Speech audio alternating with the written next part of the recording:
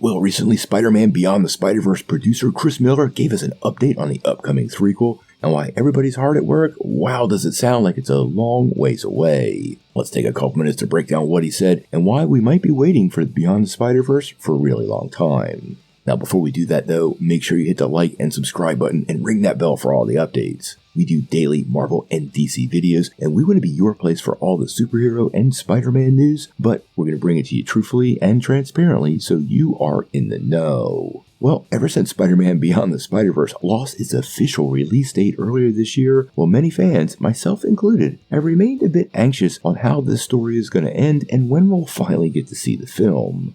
The last film left us with one heck of a cliffhanger, and although the third film was set to come out early next year, it got revised to be determined, and now there is actually no release date on it. Now, since then, we've heard a lot of rumors making it pretty clear the film is much earlier in production than many of us ever realized. And at this point, Beyond the Spider-Verse being in theaters before 2026 seems, well, highly optimistic. Now, recently, during a screening of the film, producer Chris Miller dove in a little bit with an update on where the movie stands. Now, all of this interaction was captured by a fan on video and posted to social media, so let's just go ahead and dive right in.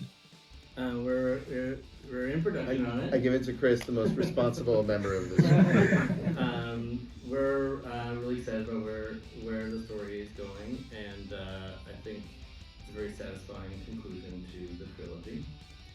And it's somehow even as emotional, I'll say, as emotional as the other ones. And I think it's going to be really exciting. But we're knee deep in it, and here we go. Yeah. It will be released in theaters. Yes. Sounds great.